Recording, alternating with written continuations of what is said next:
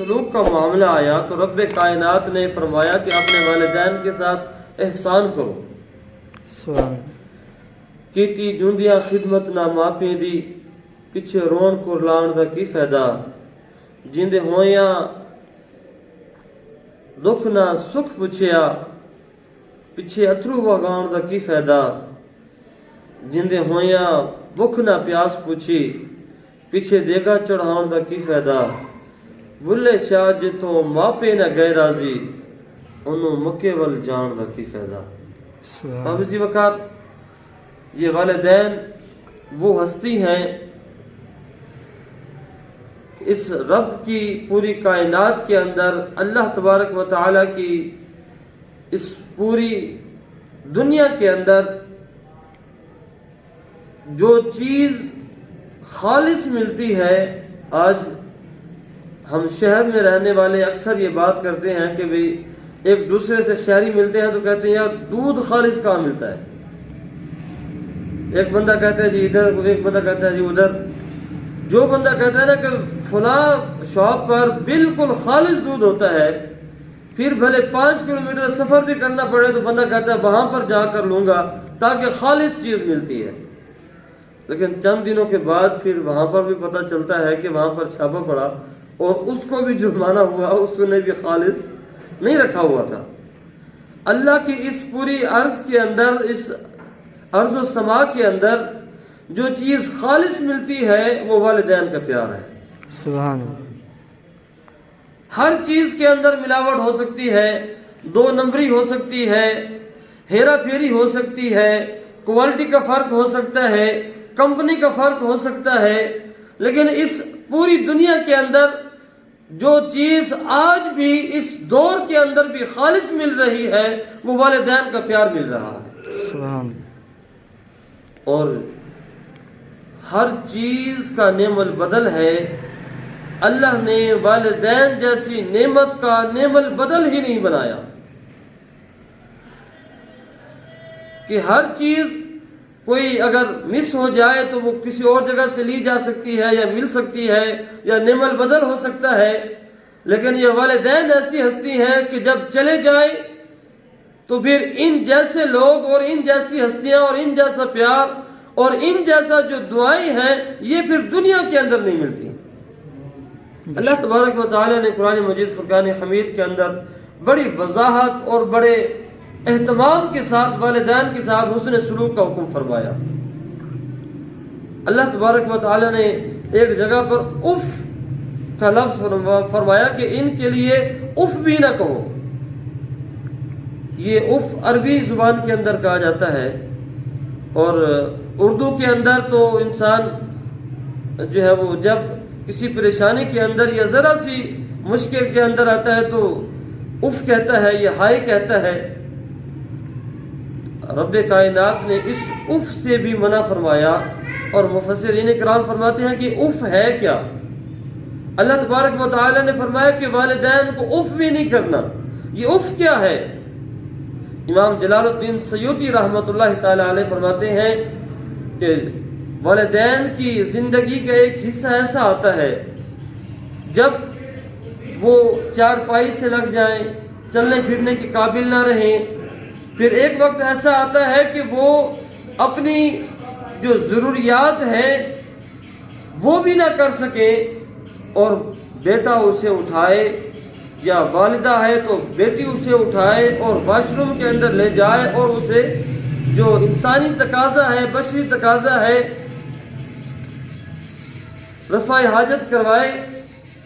اور جب وہ وضو کروا رہا ہو اپنے والد کو, یہ فطری تقاضا ہے کہ کسی گندگی کو دیکھ کر, ایسی چیز کو دیکھ کر انسان جو ہے نا اتنا ضرور کہتا ہے کہ بہت بدبو آ رہی ہے. اور فطری تقاضا ہے, بدبو آتی بھی ہے اور آنی بھی چاہیے. اس بدبو کو دیکھ کر اگر بیٹا اف نہ کہے, یعنی کہ ناگواری کے اثرات اس کے ماتھے پر ظاہر نہ ہو, بھلے وہ گندگی ہے, بھلے وہ ناپاکی ہے, لیکن والدین کے لیے جب اس کی خدمت کر رہا ہے تو اس کے ماتھے پر ذرا سی بل بھی نہ آئے کہ کہیں اس کا والد دیکھ لے اور والدین یہ نہ کہیں کہ میرا بیٹا اب تھک گیا ہے، اب میرے بیٹے کو میری خدمت کرتے ہوئے یا میری صفائی کرتے ہوئے جو ہے وہ مشکل ہو رہی ہے۔ امام جلال الدین سیوطی رحمۃ اللہ تعالی علیہ فرماتے ہیں کہ والدین کی اس عمر کو دیکھ کر ناگواری کے اثرات ماتھے پر آ جانا یہ اف ہے۔ اور پھر فرماتے ہیں کہ اگر بیٹا بزنس مین بن جائے، کاروبار والا بن جائے، اس کی کوٹھی ہو اور اس کی کاروبار ہو اور اس کی پراپرٹی ہو، اور اس کا والد آ کر اسے کان سے پکڑے اور باہر نکال دے اور کہے چل دفع ہو جا، کچھ تیرا بھی نہیں ہے، یہ سارا کچھ میرا ہے، بھلے بنایا اس کے بیٹے نہیں ہو، اور اس کا والد، اس کا بیٹا سکون کے ساتھ چلا جائے، باپ سے سوال بھی نہ کرے کہ ابو جی یہ کر کیا رہے ہیں، یہ ہے اف۔ اور آج اس دور کے اندر ہم ماشاءاللہ اف تو کرتے ہی نہیں ہیں۔ ہم کہتے ہیں نا، آج کل کہا جاتا ہے، سیاستدان کہتے ہیں کہ جی مجھ سے ڈھیلے کی کرپشن بھی ثابت ہو جائے تو جو چور کی سزا وہ میری سزا، کیونکہ وہ ڈھیلے کی کرپشن کرتے ہی نہیں ہیں۔ ماشاءاللہ ہاتھ کروڑوں پر ہوتا ہے اور ہم بھی والدین کو اف کرتے بھی نہیں ہیں، ہم سیدھی سیدھی سناتے ہیں، ہم ایسے کی تیسے کر دیتے ہیں، ہم گالیاں بکنے لگ جاتے ہیں۔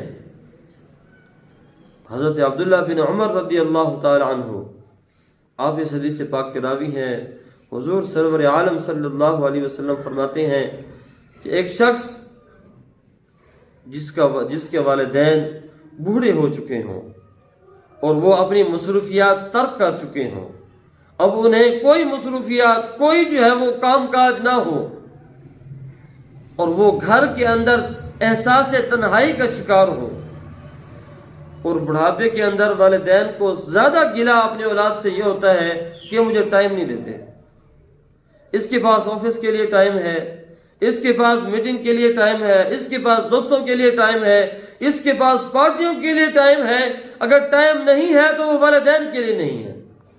بڑھاپے کے اندر یہ جو ہے وہ اکثر والدین شکوہ کرتے ہیں کہ میرے بچے مجھے ٹائم نہیں دیتے، اور وہ بیٹا اپنے والد کے ساتھ بیٹھے، اپنی والدہ کے ساتھ بیٹھے، جن باتوں سے ان کا دل خوش ہوتا ہے وہ باتیں کرے، ان کو خوش کرے، ان کو ہنسائے، یہ اس کے مقابلے میں بہتر ہے کہ بندہ جہاد کے اندر جائے تلوار پکڑ کر اللہ کے راستے میں جہاد کر رہا ہو۔ یعنی ایک بندہ جہاد کر رہا ہے، اپنی زندگی اور موت ہتھیلی پر لیے ہوئے ہے، ایک بندہ ہے جو گھر کے اندر والدین کے سامنے بیٹھ کر ان کی خوشنودی کی باتیں کر رہا ہے۔ میرے آقا فرماتے ہیں اس سے اس کا اجر جو ہے وہ زیادہ ہے۔ جناب والا، یہی والدین ہیں کہ جب دھوپ آتی ہے نا بیٹے پر تو یہ چھاؤں کا کردار ادا کرتے ہیں، یہ کڑکتی دھوپ میں چھاؤں کا کردار ادا کرتے ہیں، یہ مشکل میں آسانی کا راستہ ہوتے ہیں، یہ پریشانی میں سہارے کا راستہ ہوتے ہیں۔ اور والدین جب اس دار فانی سے رخصت ہو جائیں، جب چلے جائیں، اکثر نعمت کا اندازہ اس نعمت کے چھن جانے کے بعد ہوتا ہے، جب کمی محسوس ہوتی ہے، جب مشکل آتی ہے، جب پریشانیاں آتی ہیں یا دشمنی ہوتی ہے۔ اور آج ہم جتنا ادب و احترام ایک پیر کا کرتے ہیں، اتنا اگر اپنے والدین کا کریں تو ہم جنتی ہو جائیں۔ پیر کو نذرانے بھی دیے جاتے ہیں، ہاتھ بھی چومے جاتے ہیں، میرا مرشد سونا نعرے بھی لگائے جاتے ہیں، اور وہ بیٹا گھر آ کر باپ کے ساتھ بیٹھنا بھی گوارا نہیں کرتا۔